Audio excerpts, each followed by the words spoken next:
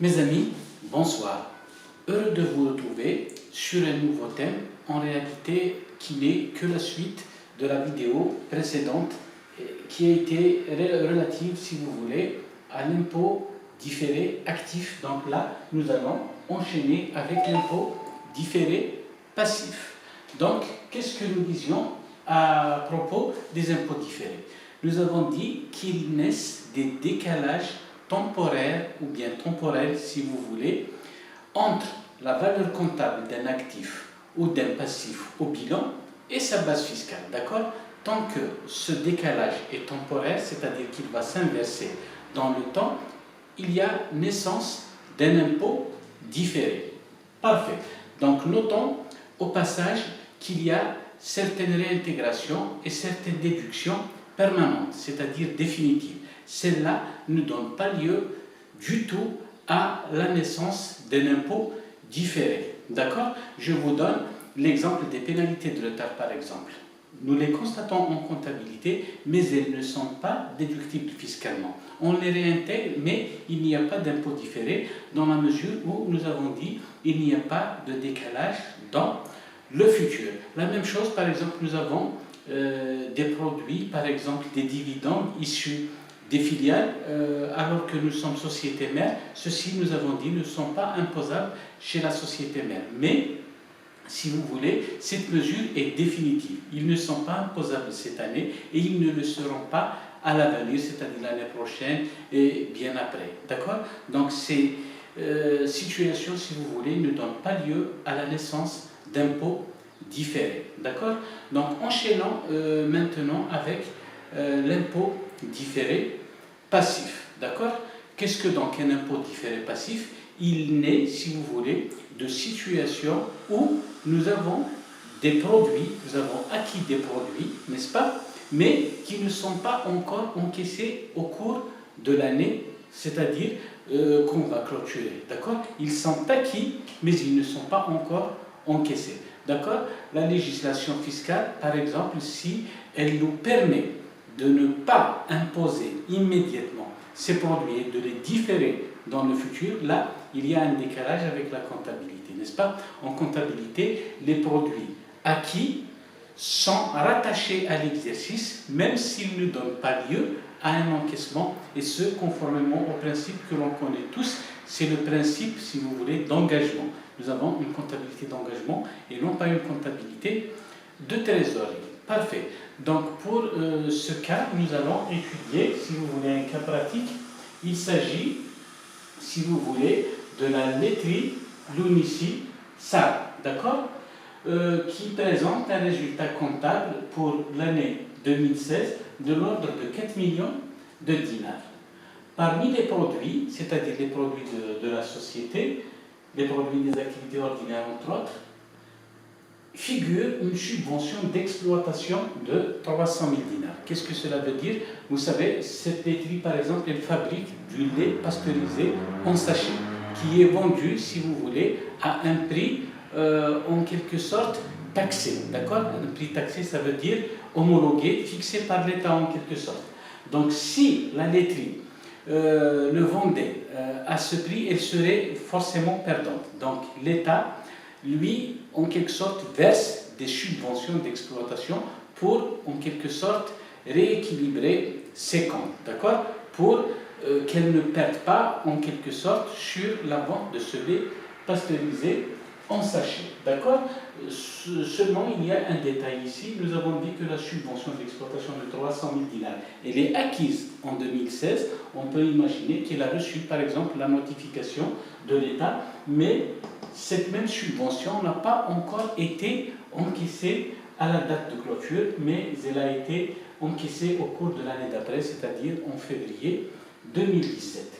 Donc, on nous demande de procéder au retraitement et de comptabiliser l'impôt différé sur 2016 et 2017. D'abord, commençons par le retraitement. Retraitement, c'est-à-dire, il va nous mener au calcul, si vous voulez, de la base imposable. Donc, nous avons un résultat comptable. Nous avons dit qu'il est de 4 millions. Et la subvention. d'exploitation, elle est de 300 000. Là, si on la laisse telle qu'elle, elle va être imposée le plus normalement. Or, nous avons dit qu'on ne doit pas l'imposer immédiatement dans la mesure où elle n'a pas été encaissée. D'accord? Pour le cas spécifique des subventions d'exploitation, si vous voulez, nous avons dit qu'elles sont imposables l'année de leur encaissement. C'est le cas, par exemple, de la subvention pour le lait pasteurisé en sachet. D'accord? Donc, contrairement au cas précédent où nous avons réintégré, là, nous avons soustraire, nous allons déduire, si vous voulez, les 300 000. Donc, nous aurons un résultat imposable de 3 700 000. D'accord? Pour l'année 2016, sachant que le taux d'IBS est de 19%, combien devrons-nous payer? 703 000. D'accord? D'IBS, pardon, IBS à payer au taux de 19%, c'est 703 000 dinars. Ok? C'est bien simple. Si nous nous en tenions seulement au résultat comptable, on aurait sûrement payé selon la base comptable, c'est-à-dire un impôt calculé sur une base comptable, bien entendu qui n'existe pas, mais on le fait à titre de simulation, théoriquement.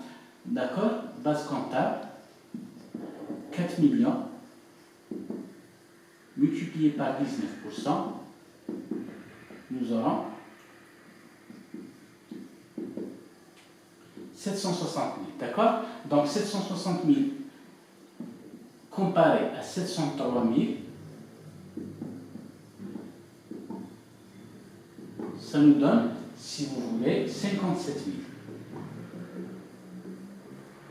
Et à quoi correspondent les 57 000? Bien entendu, c'est forcément les 300 000 fois 19%, n'est-ce pas? Donc, si vous voulez, c'est en quelque sorte la base issue de la différence temporelle. Parfait. Donc maintenant, passons directement aux écritures comptables. D'accord? Ok, quand la société reçoit la notification de l'État comme quoi elle va recevoir 300 000 dans les mois qui suivent, dans les semaines qui suivent, qu'est-ce qu'elle va faire? Elle va ouvrir un compte de créance, n'est-ce pas? Le compte de créance, en quelque sorte, c'est le 441, État et collectivité locale, subvention à recevoir, et il va créditer un compte de produits relatifs aux subventions d'exploitation. D'accord? Donc ici, nous avons dit c'est 300 000. Et là, c'est 300 000. D'accord? Mais nous avons dit qu'en extra comptable, on va déduire les 300 000. D'accord? Donc, tableau numéro 9 de la pièce fiscale, c'est-à-dire c'est le tableau de passage du résultat comptable au résultat fiscal, donc déduction en extra comptable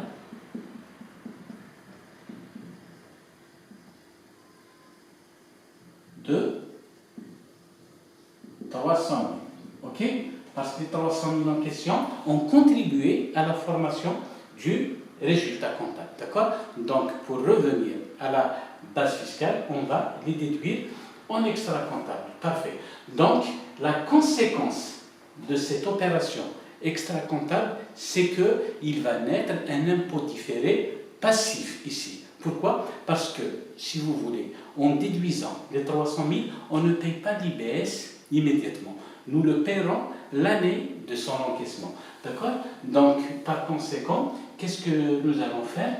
Nous allons tout simplement utiliser le compte d'impôt différé passif ici, qui est le 134 IDP, impôt différé passif, en contrepartie du compte 693, par analogie avec le 692 que nous avons vu avec l'IDA, mais là, c'est imposition différée passif. D'accord? comme c'est un impôt différé passif, nous allons déterminer, si vous voulez, le montant à inscrire au débit du 693 au crédit du 134 en multipliant la différence temporelle par le taux d'IBS correspondant, c'est-à-dire 300 000 multiplié par 19%, nous allons retrouver ici 57 000. D'accord? Crédit, débit. Parfait. Maintenant, qu'est-ce qui va se passer en 2017, c'est-à-dire l'année d'après? D'accord? Là, nous avons ici l'année 2016 et en 2017, qu'est-ce qui va se passer?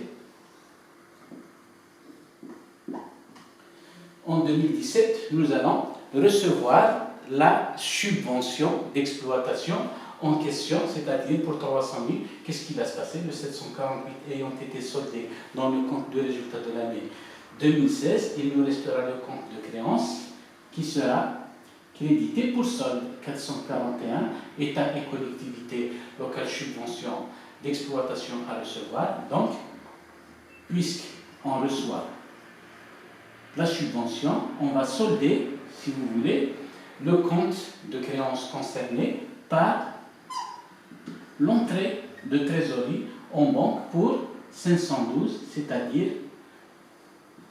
300 000. Parfait, jusque-là.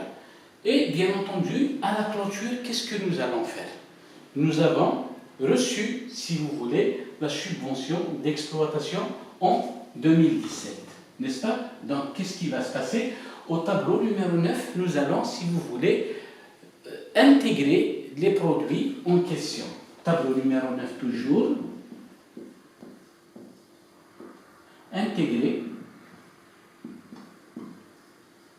les 300 000 parmi les produits imposables. Ce qui est tout à fait normal parce que là, ils ont déjà figuré parmi les produits de l'année d'avant, mais là, on ne trouve pas de produits au titre de l'année 2017, mais nous allons les intégrer, nous allons, si vous voulez, les injecter de manière extra-comptable sur le tableau numéro 9. Qu'est-ce qu'il nous reste à faire, si vous voulez?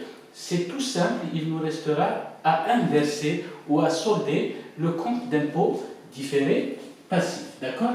Donc, alors qu'il était crédité au 31/12/2016, pour le solder, nous allons le débiter et, bien entendu, le même compte 693, imposition différé passif, si vous voulez, il va passer de l'autre côté, n'est-ce pas? Il va figurer sous forme de produit de l'exercice 2017, effectivement, pour, en quelque sorte, contrebalancer, pour compenser le supplément d'impôt que nous allons payer au titre de l'année 2017. Très bien. Voilà, j'espère donc que ce jeu de compte est relativement simple, que vous l'avez approprié et bien compris. Ce sont là deux exemples que nous venons de voir, l'un sur l'impôt différé actif et l'autre sur l'impôt différé passif. Bien entendu, les situations qui génèrent les IDA et les IDP sont nombreuses et variées, d'accord? Donc on ne pourra pas, peut-être on n'aura pas suffisamment de temps pour les aborder toutes, mais sachant par exemple qu'elles peuvent éventuellement provenir, par exemple, de la prise en compte d'une durée d'amortissement comptable différente de celle qui est imposée au plan fiscal. D'accord? Donc la durée d'amortissement comptable peut être plus longue ou voire plus courte. Donc selon les situations, nous allons avoir un impôt différé actif ou passif. L'autre domaine de prédilection, par exemple, pour les impôts différés, ce sont les consolidations, n'est-ce pas? Les différences entre les méthodes de la société mère et celles des filiales, par exemple, génèrent des impôts différés. Nous avons dans les différents, par exemple, les cas de réévaluation, ils peuvent générer des impôts différés passifs. Les changements de méthode également. Nous avons les charges et les produits des exercices antérieurs qui peuvent générer des impôts différés. Nous avons par exemple le cas de passage d'un ancien système à un nouveau, etc. Donc les situations qui génèrent des impôts différés sont, nous avons dit, nombreuses et variées. Ce qu'il y a lieu de retenir, c'est que les impôts différés, nous avons dit, naissent d'un décalage temporel ou bien temporaire, si vous voulez. Temporaire, c'était l'ancienne appellation, mais depuis l'amendement de la norme IAS 12, on les appelle dorénavant temporelles. Pourquoi? Si vous voulez, dans le temps, l'approche était une approche, si vous voulez, par le compte de résultat, comme celle que nous venons de voir ici. Mais la norme IAS 12 préconise actuellement la méthode bilancielle, d'accord? C'est-à-dire on les traite en quelque sorte par le bilan et non plus comme avant par le compte de résultat. C'est relativement plus compliqué, mais c'est relativement accessible, si vous voulez, également pour ceux qui veulent, si vous voulez, tabler et compter, comprendre davantage ce mécanisme des impôts différés. Jusque-là, j'espère que j'ai fait passer le message et d'ici là, je vous remercie. À très bientôt et merci pour votre écoute. Au revoir.